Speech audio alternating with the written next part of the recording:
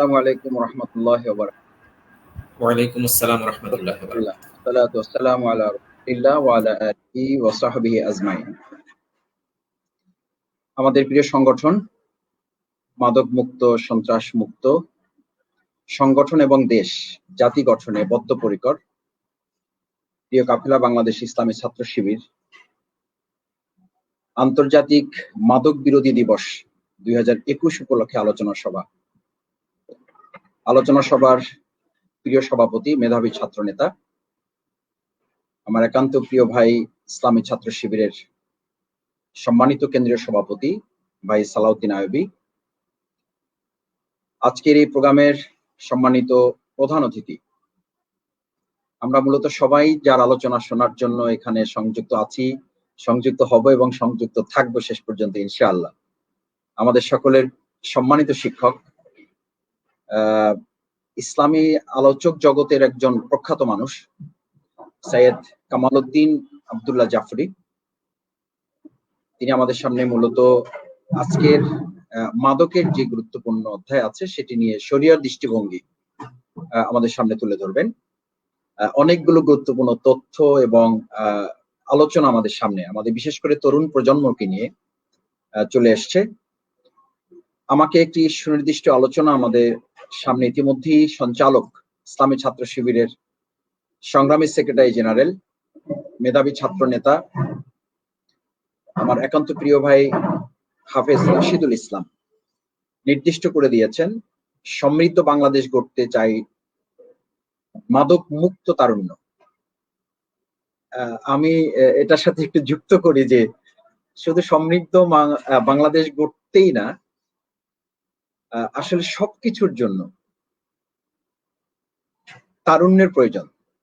তারুণ্যকে নিয়ে আল্লাহ সুবহানাহু ওয়া তাআলা নিজে আলাদা করে এদের জন্য ব্যবস্থাপনা রেখেছেন, তার ইবাদতের জন্য আলাদা করে নির্দেশনা দেওয়া হয়েছে।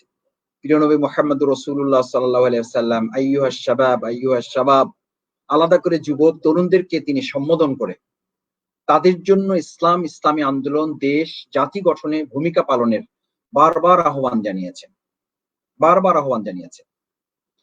আলহামদুলিল্লাহ, সেই তারুণ্যকে কাজে লাগিয়ে মাদক মুক্ত একটা আমরা সমাজ রাষ্ট্র গঠনে সমৃদ্ধ বাংলাদেশ গড়তে এই মাদক মুক্ত তারুণ্য, এটার উপরে আমি আলোচনা করব। এই আলোচনায় সম্পৃক্ত আমাদের ফেসবুক এবং ইউটিউব লাইভে শ্রোতা দর্শক বৃন্দ, আমি আবার আপনাদেরকে আরেকবার একটু সালামের সুযোগ নিচ্ছি। আসসালামু আলাইকুম ওয়া রাহমাতুল্লাহি ওয়া বারাকাতুহু।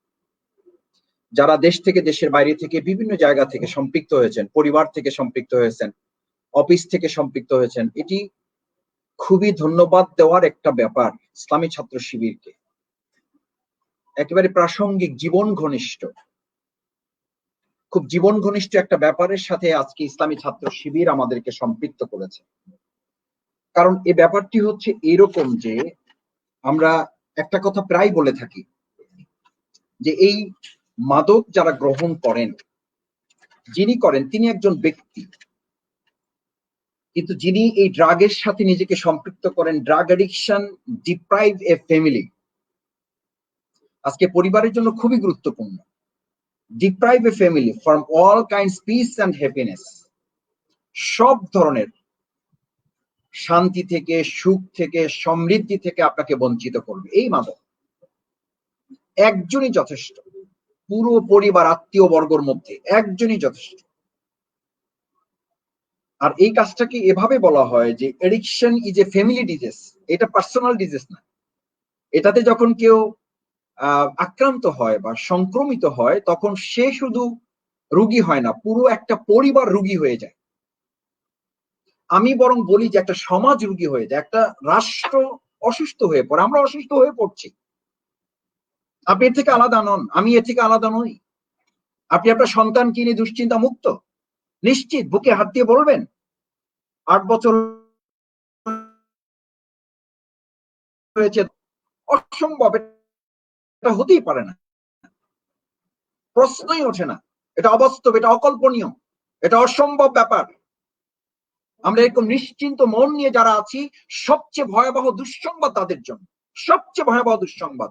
যারা নিশ্চিন্ত মনে আছি যে এটাতে আমার কোনো অসুবিধা নেই, এটাতে আমার কোনো অসুবিধা নেই, এটাই সবচেয়ে বড় অসুবিধা। কারণ addiction is a family disease. one person may use, এটা একজন ব্যক্তি গ্রহণ করে, একজন ব্যক্তি ব্যবহার করে, একজন ব্যক্তি এটাতে অভ্যস্ত হয়, but the whole family suffers. আমি এটার সাথে এভাবে যুক্ত করি, but the whole society, but the whole state বা হোল কান্ট্রি সাফার্স। আমরা ভুক্তভোগী। আপনি কোথাও গিয়ে শান্তি পাবেন না, কোথাও। আমি আপনাকে ক্যাটাগরিক্যালি যদি একটু বলি, আমি প্রথম রাজশাহী ইউনিভার্সিটিতে যখন গেলাম, ভর্তি পরীক্ষা দিয়ে যখন দেখলাম যে ভর্তি পরীক্ষায় ফার্স্ট হয়েছে ফার্মেসির ছাত্র, ফার্স্ট ইয়ার পার করতে পারেনি, বাবা মা গাড়িতে করে তাকে ভর্তি করিয়েছেন, গাড়িতে করে নিয়ে এসছেন, হলে উঠিয়েছেন, ফার্স্ট ক্লাস মানে ফার্স্ট হয়েছেন, স্বাভাবিকভাবেই তিনি হলে সিট পেয়ে গিয়েছেন, হলে উঠেছেন। একই হলে আমি থাকার সুযোগ পেয়েছি। তাকে ঘিরে কত জল্পনা কল্পনা, আমাদের কত আগ্রহ, উদ্যোগ, ভালো ছাত্র, শিক্ষক হবেন, একেবারে মিনিমাম যদি হন তাও ইউনিভার্সিটি শিক্ষক হবেন। কিন্তু কি দুর্ভাগ্য জানেন, ফার্স্ট ইয়ার পার হয়েছে, সেকেন্ড ইয়ার পার করতে পারেন নাই। তখনই আমরা দেখলাম যে তার হাতে একটা স্টিক আছে, মানে একটা সিগারেট আছে। এই সিগারেটটাকে আমরা কত স্বাভাবিকভাবে গ্রহণ করি না, একেবারে সাধারণভাবে আমরা এটাকে গ্রহণ করি। কিন্তু অ্যালার্মিং ইনফরমেশনটা কি? আজকে এই মাদকের সাথে তারুণ্যের সূত্রটা কোথায়, কোথা থেকে শুরু? যেই সিগারেটের সাথে আমরা খুব স্বাভাবিক জীবনযাপন করছি, স্বাভাবিক জীবনযাপন প্রকাশ্যে বিক্রি হচ্ছে, এটার মধ্যে এখন স্মার্টনেসও ডেভেলপ করছে, এটার সাথে স্মার্টনেসও এখন রিলেট করছে। যে সিগারেট খায় সে স্মার্ট, যে খায় না সে আনস্মার্ট। কি দুর্ভাগ্যজনক ব্যাপার। আমাদের সেই ছাত্র বন্ধু, আমাদের এক সময় সেকেন্ড ইয়ার পার করে থার্ড ইয়ার আর পার করা সম্ভব হয়নি। তার হাত হলুদ হয়ে যাচ্ছে, চোখ হলুদ হয়ে যাচ্ছে, ঠোঁট হলুদ হয়ে যাচ্ছে, শুকিয়ে যাচ্ছে। কি ব্যাপার?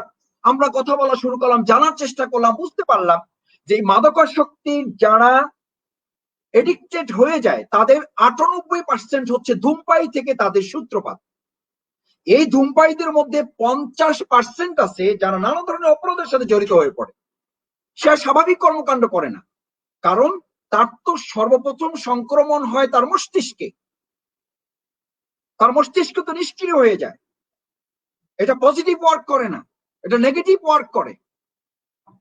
এই নেগেটিভ ওয়ার্কে যখন আপনার মস্তিষ্কটা কাজ করে, সেটার ব্যাপারে দেখেন বিজ্ঞানের থিওরি, ইসলাম তো আছেই, বিজ্ঞানের থিওরিটা কি?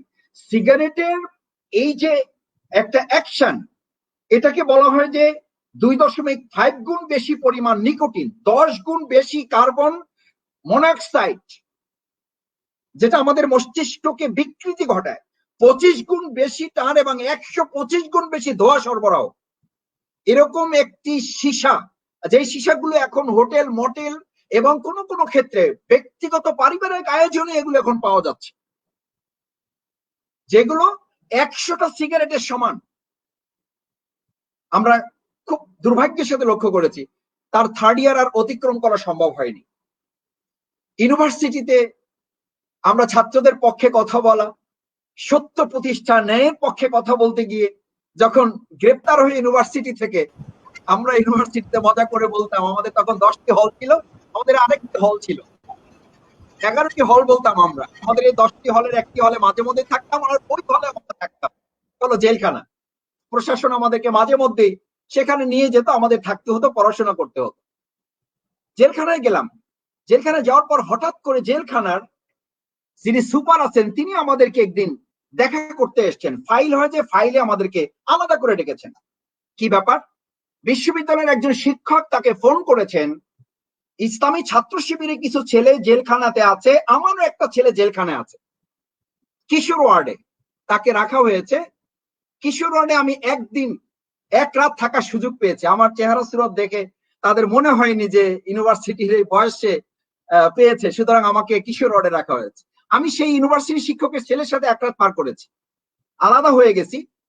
সুপার আমাদেরকে ডেকে বললেন যে তোমাদের সাথে আমাদের এই শিক্ষকের ছেলেকে রাখার জন্য একটু আমাকে অনুরোধ করা হয়েছে, কারণ হচ্ছে তোমরা সম্ভবত তার বাসায় একদিন গিয়েছিলে, কিছু কোরআন, কিছু ইসলামী হাদিস সাহিত্য কেনার জন্য। সেদিন শিক্ষক তোমাদেরকে বের করে দিয়েছিলেন, তার সে আফসোস দুঃখবোধটা আছে। সেই দুঃখবোধ নিয়ে তিনি আজকে তার যে ছেলে, যাকে সে ডাক্তারি পড়াবার জন্য মেডিকেলে ভর্তি করিয়েছেন, ঈদের আগের রাতে বাবার কাছে এসে হোস্টেল থেকে বুকে ছুরি ধরেছে। এই তরুণ সন্তান এই শৈশবের কৈশোর পার হয়ে কেবল তরুণ, এখন তারুণ্যে পাও রাখতে পারেনি। যা ডাক্তার হয়ে ছুরি দিয়ে অপারেশন করার কথা, সেই ছুরি নিয়ে এসে বাবার বুকে ধরে বলেছে, আগামীকাল ঈদ উদযাপনে আমার 1 লক্ষ টাকা দরকার। এর আগের ইতিহাস আর বলছি না, সেই 1 লক্ষ টাকা দিতে হবে, না হলে তার বুকে ছুরি চালিয়ে তাকে হত্যা করা হবে। বাধ্য হয়ে সে প্রলোভন দেখিয়ে বলেছে, চলো অমুক জায়গায় টাকা আছে, নিয়ে আসতে হবে। সেই টাকার প্রলোভন দেখিয়ে তাকে থানায় নিজ দায়িত্বে বাবা হিসাবে সন্তান, একমাত্র সন্তান, তার আরেকটি মাত্র মেয়ে আমেরিকায় থাকে, তাকে থানায় সুপুর্দ করেছে পুলিশের হাতে। যতদিন পর্যন্ত আমার এই সন্তান মাদক মুক্ত না হচ্ছে, ততক্ষণ পর্যন্ত আমি তাকে জামিন করাবো না। নিশ্চয়তা দিলে তারপর তাকে জামিনে মুক্ত করানো হবে। দেখুন, আর একটা তথ্য বলি আপনাদের, মজার তথ্য। যে জেলখানাকে বলা হয়, আমরা যেটাকে বলি সংশোধনাগার, যেটাকে জেলখানা বলি না আমরা, বিদেশে উন্নত রাষ্ট্রগুলোতে এটাকে সংশোধনাগার বলা হয়। সেই সংশোধনাগারে আলহামদুলিল্লাহ আল্লাহ তাআলার দয়া যে ওখানে বেশ কিছুদিন থাকার সুযোগ পেয়েছি। গারদে থেকেছি, কোর্টে যাওয়া আসার গাড়িতে থেকেছি, জেলখানার হসপিটাল গুলোতে থেকেছি। কি দুর্ভাগ্য দেখুন, যেখানে আমাদের এই ক্রিমিনাল গুলোকে ধরে জেলখানায় ঢুকানো হয় মাদকাসক্তের কারণে, মাদক বিক্রির কারণে, মাদক ক্রয়ের কারণে, তারা নির্বিঘ্নে গিয়ে জেলখানায় সেই কাজগুলো অবলীলায় করে বেড়াচ্ছে। জেলখানার গাড়িতে যখন প্রিজন ভ্যানে ওঠে, তখন সে বলে এটা হচ্ছে নিরাপদ জায়গা, এখানে আর গ্রেফতারের কোনো ভয় নাই। এবং আমাদেরকে তারা বলে নেয়, একটা জেলখানার প্রিজন ভ্যানে যখন 50, 60, 70 জন, যেখানে থাকার কথা 15 জন, সেখানে সে এক কর্নারে বসে 4 জন 5 জন মিলে ওখানে কে বা কারা তাকে দিয়েছে আপনি বলুন।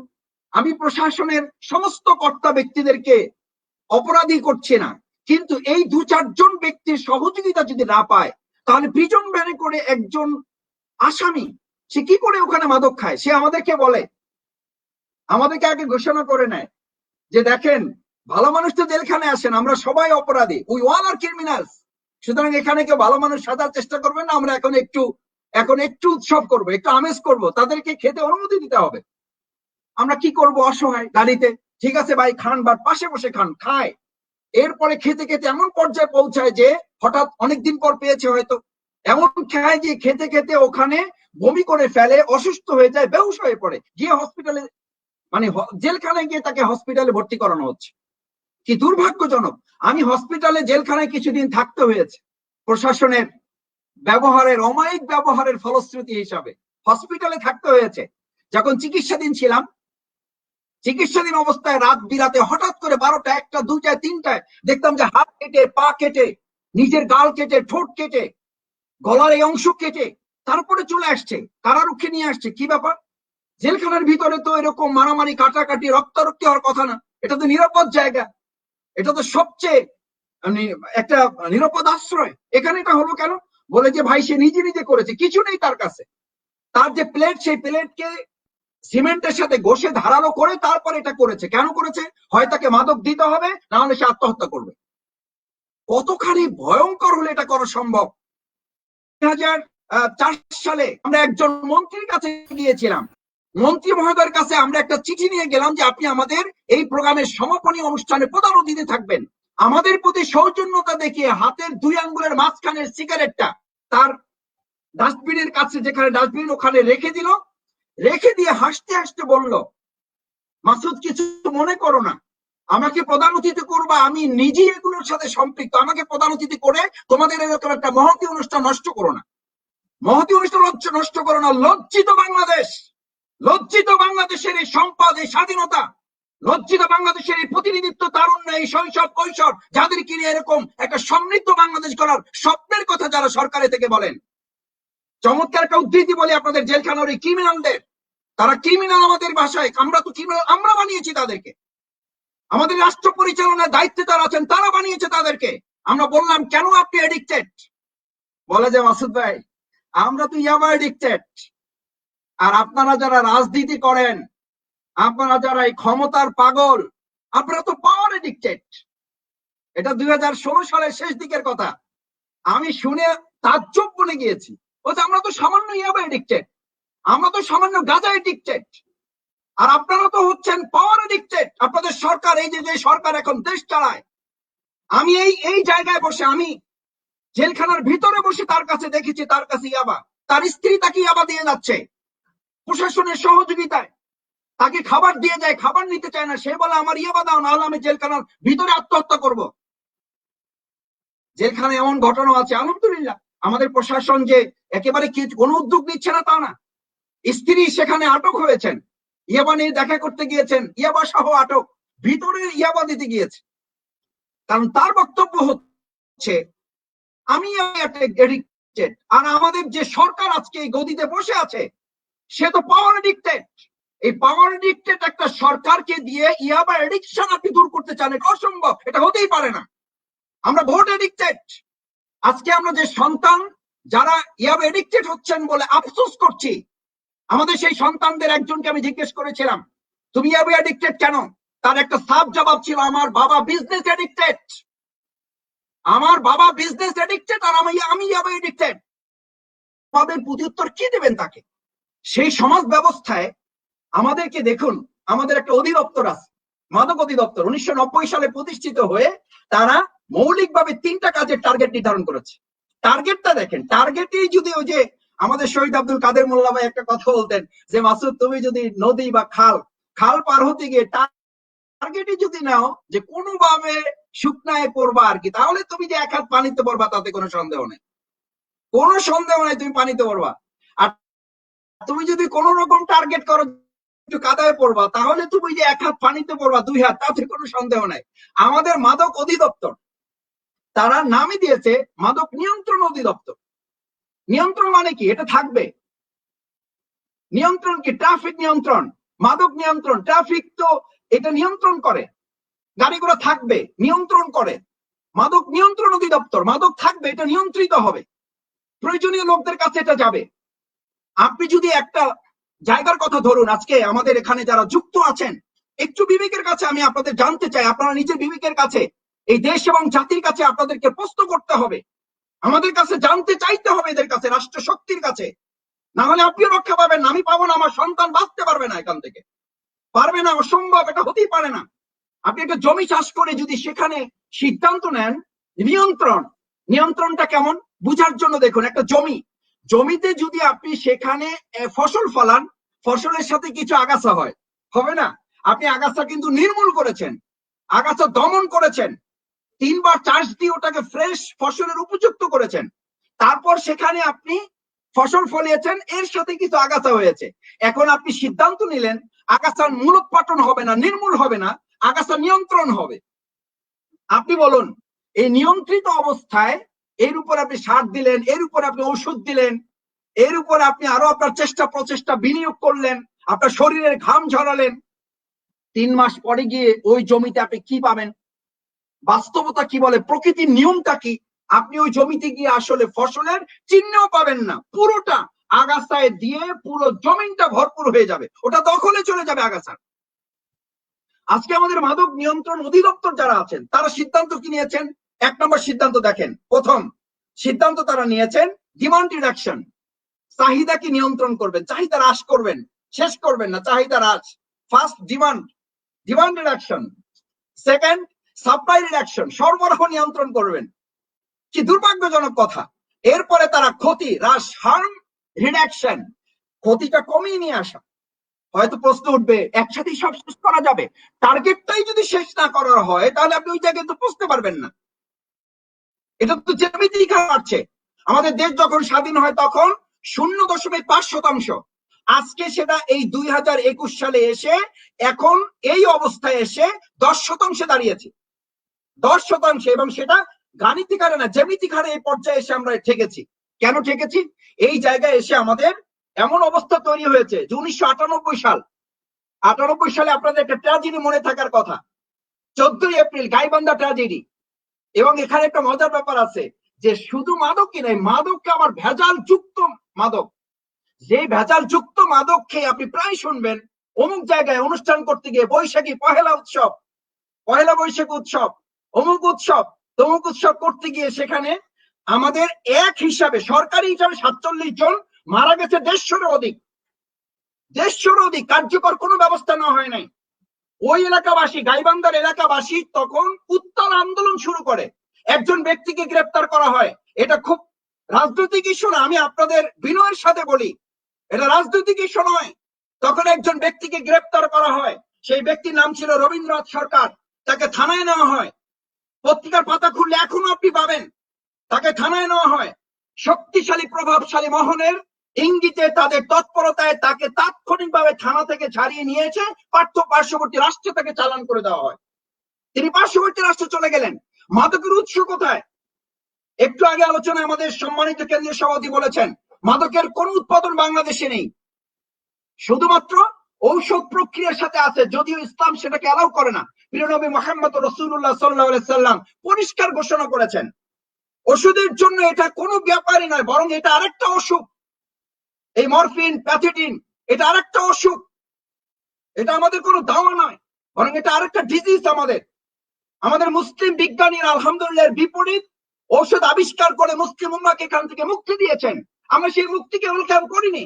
মুসলিম উম্মাহর সেই বিজ্ঞানীদের সেই অ্যাক্টিভিটিসকে, তাদের সেই ইনভেনশনকে, তাদের সেই আবিষ্কারকে আমরা সেলিউট করতে পারি নাই, বরং আমরা এটার মধ্যেই থাকতে চেয়েছি।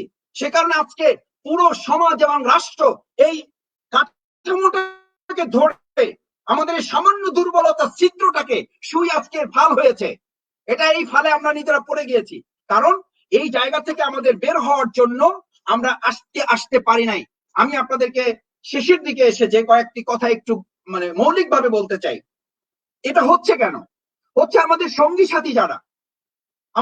সাথী যারা জেলখানায়, আমরা প্রতিদিন সকালবেলা হাঁটার জন্য একটু অনুমতি পেতাম শারীরিক কারণে, বের হয়ে দেখতাম যে এখন থেকে 7 দিন আগে যে এসেছিল সে 7 দিন পরে জামিন নিয়ে আবার এসেছে।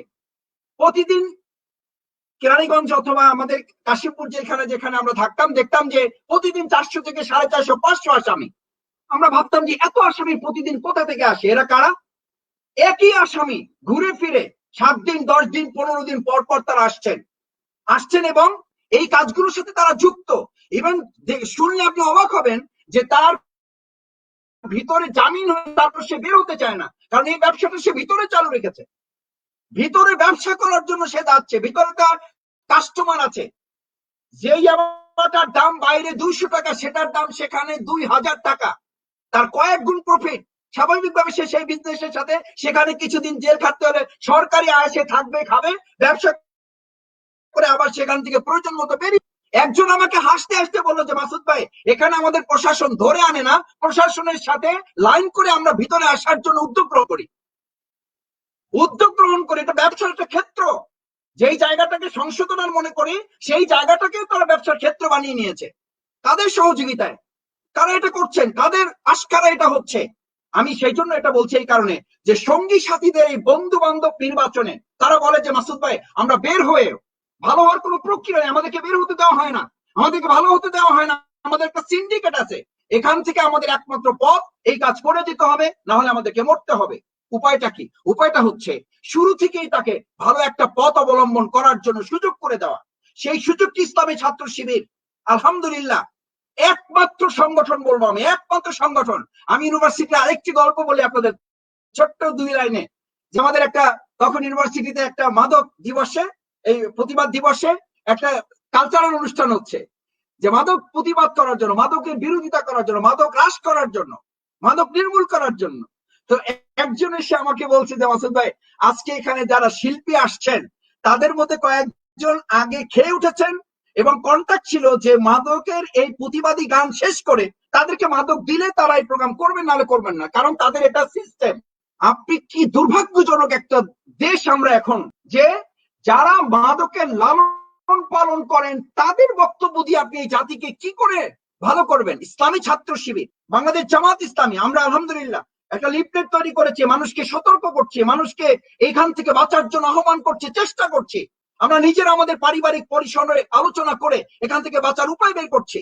ধূমপানের অভ্যাস আলহামদুলিল্লাহ আমরা জিরো টলারেন্স, যেটা চিন্তাও করা যাবে না বাংলাদেশের পরিসরে, এটা অভাবনীয় একটা ব্যাপার। সেই জায়গায় আমরা এটা করছি।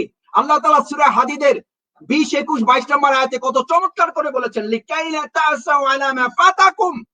এই মেসেজ যদি আমাদের যুবকদের কাছে থাকতো, দিতে পারতাম, একাডেমিক্যালি যদি দিতে পারতাম, তাহলে কত সুন্দর হতো যে সে জানতে পারতো লিকাইলা তাসাউ আলা মা ফাতাকুম। আমার কোন হতাশা আমাকে অন্যায় কাজের দিকে ধাবিত করতে পারে না। একজন ইমানদার হতাশই হতে পারে না। ওয়ালা তাজাস ওয়ালা তাহিনু, এটা তার জন্য জায়েজ নেই, বৈধ নয়। এই কথা তো আমরা জানাতেই পারি নাই, তাকে তো এটা তো শেখাতেই পারি নাই, এটা তো তাকে আমরা বুঝাতেই পারি না। এটা ব্যর্থ, রাষ্ট্রীয়ভাবে ব্যর্থ। আপনি সফল একটা মাদক মুক্ত যুব সমাজ, তারুণ্য আশা করেন, এটা কাশকুসুম কল্পনা। তারপর আমরা কি থেমে যাব? আমরা থেমে যাব না। সেই থেমে যাওয়ার জায়গা থেকেই আমি আপনাদেরকে বলছি যে প্রতিকূল পারিবারিক পরিস্থিতি, পরিবারগুলো ভেঙে যাচ্ছে, পারিবারিক কোন সিস্টেম আমাদের থাকছে না। সেই জায়গা থেকে ধর্মীয় নৈতিক মূল্যবোধের কথা বলতে চান না। আমাদের খুব বড় বড় আলোচকদের আমি আলোচনা ইউটিউবে শোনার চেষ্টা করেছি। এই মাদক দিবস উপলক্ষে আমি গত সপ্তাহখানেক বেশ কয়েকটা ইউটিউবের আলোচনা আমি শুনেছি। একটা ইউটিউবের আলোচনা আমি কারো মুখ থেকে শুনলাম না যে ইসলামের কথা তারা বলেছে, অথচ ইসলামী অনুশাসন ব্যতি রেখে এই মাদক মুক্ত ব্যক্তি, পরিবার, সমাজ, রাষ্ট্র গঠন অবাস্তব, অসম্ভব, দুরূহ ব্যাপার। এটা হতেই পারে না, প্রশ্নই ওঠে না।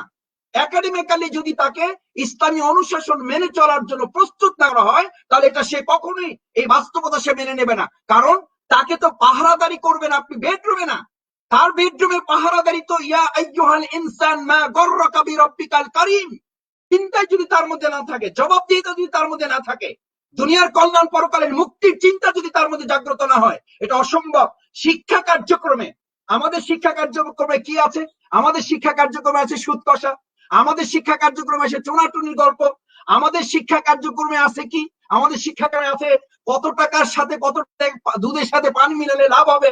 আমাদের শিক্ষা কার্যক্রমেতে এই মাদকতার ভয়াবহতা নিয়ে কোরআন হাদিসের কোনো আলোচনা নেই। ইসলামকে কাটছাট করে ফেলা হচ্ছে। সেখানে এটা কি করে সম্ভব? এই সম্ভবকে, অসম্ভবকে সম্ভব করার দায়িত্ব ইসলামী ছাত্র শিবির নিয়েছে, আমরা নিয়েছি। আমরা ইসলামী আন্দোলন বাংলাদেশ, জামাত ইসলামী, আমরা নিতে চাই।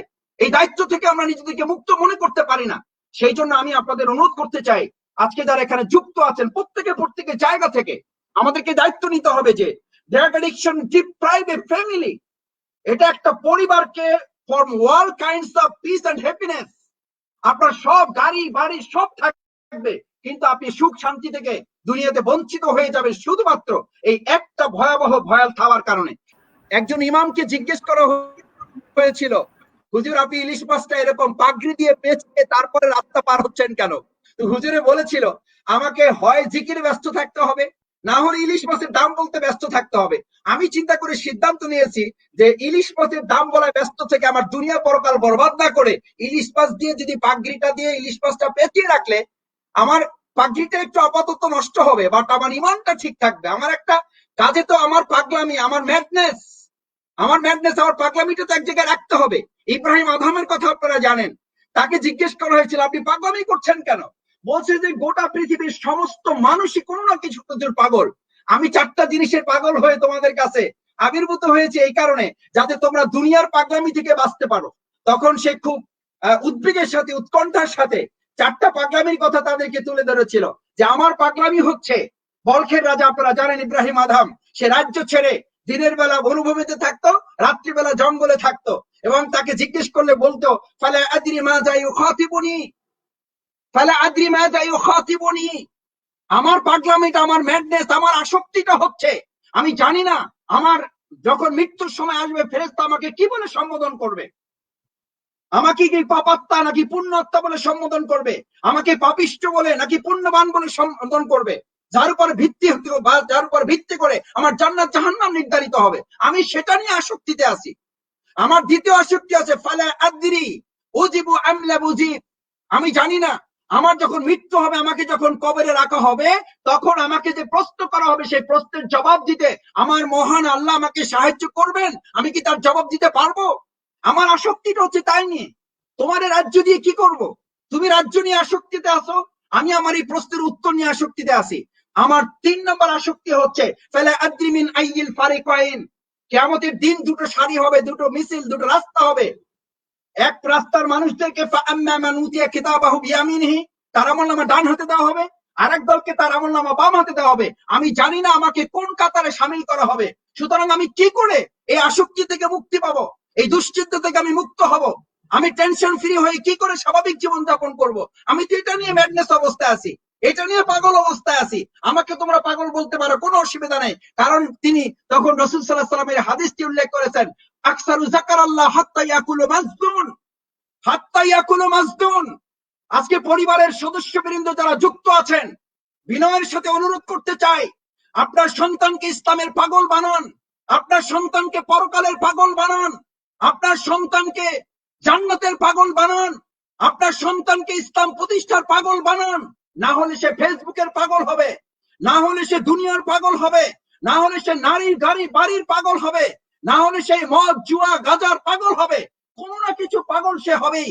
কারণ মানুষের মধ্যে একটা পাগলামি আছে, এই পাগলামিটাকে ডাইভার্ট করাই হচ্ছে আপনার দায়িত্ব, আমার দায়িত্ব, তাকে কোথাও এনগেজ করা।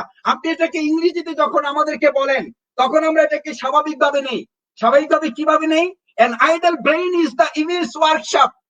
An idle brain is the devil's workshop. এটা তো শয়তানের কারখানা। তো আপনি এই শয়তানের কারখানা থেকে বের করে তাকে তো ভালো মানুষের কারখানায় পরিণত করতে হবে। সেটার উদ্যোগ কি আছে আমার? পারিবারিক ভাবে আমার কি উদ্যোগ আছে, সামাজিক ভাবে আমার কি উদ্যোগ আছে, প্রাতিষ্ঠানিক ভাবে আমার কি উদ্যোগ আছে, রাষ্ট্রীয় ভাবে আমার কি উদ্যোগ আছে? যখন এই ব্রেনটাকে আপনি খালি হতে দিচ্ছেন, সেখানে কোনো কিছুতে সে স্থান দখল করেছে। আজকে সামাজিক যোগাযোগ মাধ্যম, এটা তো বলা হয়ে থাকে, এখন বিজ্ঞানীরা, চিকিৎসা বিজ্ঞানীরা বলেন 3 কেজি আফিম এক জায়গায় রাখলে জানা হবে।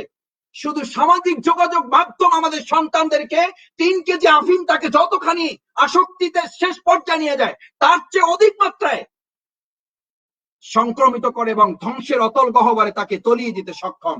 সেই আফিমের চেয়ে ধ্বংসাত্মক সামাজিক যোগাযোগ মাধ্যম, ডিভাইসের আসক্তি আমাদের প্রজন্মকে আজকে শেষ করে ফেলছে। মা বাবার সাথে সন্তানের সম্পর্ক ছিন্ন, স্ত্রী স্বামীর সম্পর্ক ছিন্ন, বাবা মা আজকে সন্তানের হাত থেকে আলাদা হয়ে যাচ্ছে। আজকে এই আসক্তিতে পড়া একজন সন্তানকে বাবা 20,000 টাকা দিয়ে খুন করিয়েছে, গত 3 দিন আগের পত্রিকার রিপোর্ট। এই বছরে শুধু 300 বাবা মাকে খুন করা হয়েছে এই সমস্ত আসক্তিতে পড়ে। সন্তানরা তার বাবা মাকে হত্যা করেছে। প্রস্তুতি গ্রহণ করুন, বাবা মায়েরা প্রস্তুতি গ্রহণ করুন নিজ সন্তানের হাতে খুন হওয়ার জন্য। যদি এখান থেকে মুক্তি চান, বাবা মা হত্যা করছে সন্তানকে, স্ত্রী হত্যা করছে স্বামীকে, স্বামী খুন করাচ্ছে তার স্ত্রীকে, এই আসক্তি থেকে বাঁচার জন্য অথবা বাঁচানোর জন্য, কারণ তার হাতে আর কোনো পথ নেই। আসুন আমরা আমাদের এই ভয়াল এক চিত্রের বর্ণনা যখন শুনছি, মুক্তির উপায় কি? মুক্তির উপায় একমাত্র জানতে হচ্ছে গুড প্যারেন্টার্স। গুড প্যারেন্টার্স আমাদের পারিবারিক পরিমণ্ডলে নিজেদের একটা পরিসর গড়ে তোলা, ডেভেলপিং হাই মোরাল ভ্যালুস। এটা ছাড়া কোনো উপায় নেই। A man with career without character is more dangerous than a lion. আজকে সবচেয়ে উচ্চ শিক্ষিতরা, বিশ্ববিদ্যালয়গুলো হচ্ছে ড্রাগের সবচেয়ে বড় আখড়া। আমাদের গত 3 বছরের পত্রিকা রিপোর্টে দেখা যায় যে 2000 পিস, 3000 পিস একজন ছাত্র তাকে পিস নিয়ে, ইয়াবা পিস নিয়ে সে আটক। তার মানে কি এই 2000 পিস কি সে খাওয়ার জন্য কিনেছে? সে শুধু খায় না, সে বিক্রি করে, সে অন্যের কাছে পৌঁছায়। আল্লাহ রাসূল সাল্লাল্লাহু আলাইহি ওয়াসাল্লাম এই ইয়াবা, এই মাদকের সাথে 10 শ্রেণীর ব্যক্তিকে জাহান্নামী বলেছেন। কেন? কারণ এটার সাথে দূর থেকে যারা সম্পৃক্ত থাকবেন তাদেরকে আল্লাহ রাসূল সাল্লাল্লাহু আলাইহি ওয়াসাল্লাম সতর্কর অংশ হিসেবে এই গুরুত্বপূর্ণ নসিহত পেশ করেছেন। সুতরাং আমাদের দায়িত্ব হচ্ছে ডেভেলপিং হাই মোরাল ভ্যালুস। যদি এটা আপনি না করতে পারেন, আমরা যদি শুধু তাকে ক্যারিয়ার সম্পন্ন করি, এ ম্যান উইথ ক্যারিয়ার, আজকে পাশ্চাত্য সভ্যতার দাবি, পাশ্চাত্য সভ্যতার স্লোগান এটা, a man with career is without character. এই উইদাউট ক্যারেক্টার মানে কি? এই উইদাউট ক্যারেক্টার মানে তার মধ্যে কোরআন নেই, তার মধ্যে হাদিস নেই, তার মধ্যে ইসলাম নেই, তার মোকালের জবাবদিহিতা নেই, তার মধ্যে আল্লাহ রাসূল সাল্লাল্লাহু আলাইহি ওয়াসাল্লামের কোনো চর্চা নেই, ইসলামিক জ্ঞান তাকে পরিচর্যা দেওয়া হয় না, রাষ্ট্রীয়ভাবে তাকে কোনো ডোনেট করা হয় না, রাষ্ট্রীয়ভাবে তাকে প্রমোট করা হয় না, বরং তাকে ডিপ্রাইভ করা হয়। সেরকম একটা রাষ্ট্রে আপনি কি করে আশা করেন যে আমাদের এরকম তরুণ প্রজন্ম হবে? ক্লোজ গাইডেন্স, আমাদের একদম কাছে থেকে তাদেরকে মনিটরিং করা, এর সাথে practising religion to fill up spiritual needs. আমাদের এই আধ্যাত্মিক জায়গাগুলোতে স্পিরিচুয়াল পাওয়ার ডেভেলপ করার ক্ষেত্রে তাদের কাছাকাছি আমাদের পৌঁছতে না পারলে এই তারুণ্য আমরা তৈরি করতে পারবো না। এর সাথে অ্যাওয়ারনেস অ্যাবাউট প্রেশার, আমরা যে এই মানে একজন আরেকজনকে সচেতন করা, এই জায়গাটা আমাদের গ্রোয়িং চিলড্রেন একেবারে শৈশব থেকে আমাদেরকে তাদের টার্গেট নিয়ে কাজ করা। আলহামদুলিল্লাহ ইসলামী ছাত্র শিবির সেই কাজ করছে। অভিভাবক মন্ডলী যারা যুক্ত আছেন, আমাদের তরুণ সন্তান যারা যুক্ত আছেন, আমাদের শৈশব কৈশোরের ছোট্ট সোনামণিরা এখানে যারা যুক্ত হয়েছে স্কুল কলেজ গোয়িং ইউনিভার্সিটি, তোমাদের মাথায় রাখতে হবে চকলেটের মতো করে আগামী দিনে 5 টাকা 10 টাকা দামে তোমাদের হাতে পকেটে পৌঁছে দেওয়া হবে। অনলাইনে আজকে এলএসডি এগুলো আমাদের হাতে পৌঁছে দেওয়া হচ্ছে, আহ্বান জানানো হচ্ছে অমুক জায়গায় গোপনে। আগে প্রকাশ্যে এগুলো লজ্জা আমরা করতে পারতাম না, এখন তুমি ঘরে বসে এগুলো পেয়ে যাবে। দরজা আটকানো অবস্থায় দরজার নিচ দিয়ে তোমার কাছে পৌঁছে দেওয়া হবে। এত সহজলভ্য এই জগতে বেঁচে থাকার একমাত্র পথই হচ্ছে আমার কাছে আমার আল্লাহর জবাবদিহিতা। দুনিয়ার সময় আমার এই কলবের নফস, আমার নফস যদি নষ্ট হয়ে যায়, সবচেয়ে বড় ক্ষতিকর দিক হচ্ছে এটা আমাকে শেষ করে দেয়, আমার ব্রেনটাকে নিষ্ক্রিয় করে দেয়, আমাকে বিকলাঙ্গ করে দেবে, আমাকে পুরুষত্বহীন করে ফেলবে, আমার সমস্ত শারীরিক চাহিদাকে বিনষ্ট করে ফেলবে, পরিবার ব্যবস্থা ভেঙে যাবে, স্বামী স্ত্রী হক আদায় করতে পারবে না, স্ত্রী স্বামী সম্পর্ক রক্ষা করতে পারবে না। এরকম দুনিয়ার স্বার্থ চিন্তা করে পরকালীন মুক্তির নিশ্চয়তা নিজের কাছে নিজেদের তৈরি করার জন্য এই কার্যকরী উদ্যোগ যদি তাদের মধ্যে তৈরি করা যায়, তাহলেই কেবলমাত্র গুড কমিউনিকেশন, আমরা তাদের সাথে তাদের সম্পর্ক তৈরি করে তাদেরকে এগিয়ে নিয়ে আসতে পারলেই কেবলমাত্র আমরা পারবো এরকম মাদক মুক্ত তারুণ্য, আর সেই মাদক মুক্ত তারুণ্য দিয়ে একটা সমৃদ্ধ বাংলাদেশ গড়তে আলহামদুলিল্লাহ আমি নিশ্চিত, যেহেতু সমৃদ্ধ ইসলামী ছাত্র শিবির আমরা গড়তে পেরেছি, মাদক মুক্ত করে একটা সমৃদ্ধ ইসলামী ছাত্র শিবির তৈরি হয়েছে, মাদক মুক্ত করে একটা তারুণ্যের জায়গা বাংলাদেশ জামাত ইসলামী যেহেতু তৈরি করতে পেরেছে, ইনশাআল্লাহ আল্লাহর উপরে ভরসা করে আমরা আপনাদেরকে এই কমিটমেন্ট দিচ্ছি, আপনাদের সাহায্য সহযোগিতা এবং সব ধরনের দোয়া ভালোবাসা আন্তরিকতা নিয়ে আগামী দিনে আমরা মাদক মুক্ত একটা বাংলাদেশ গড়ে সমৃদ্ধ একটা বাংলাদেশ আমরা করতে পারবো। সেই প্রত্যাশায় আপনাদের সামগ্রিক দোয়া ভালোবাসা আন্তরিকতা এবং সহযোগিতা কামনা করে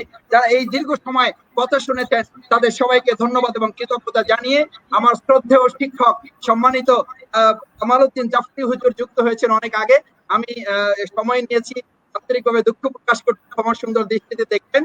প্রিয় কেন্দ্রীয় সভাপতি, প্রিয় সেক্রেটারি জেনারেল এবং আমাদের সম্মানিত দর্শক শ্রোতা যারা এতক্ষণ ধরে লাইভে যুক্ত আছেন, তাদের সবাইকে আবার আন্তরিক সালাম এবং শ্রদ্ধা জানিয়ে আমি আমার কথা এখানে শেষ করছি। ওয়া আখিরু দাওয়ানা আলহামদুলিল্লাহি রাব্বিল আলামিন। আসসালামু আলাইকুম ওয়া রাহমাতুল্লাহি ওয়া বারাকাতুহু।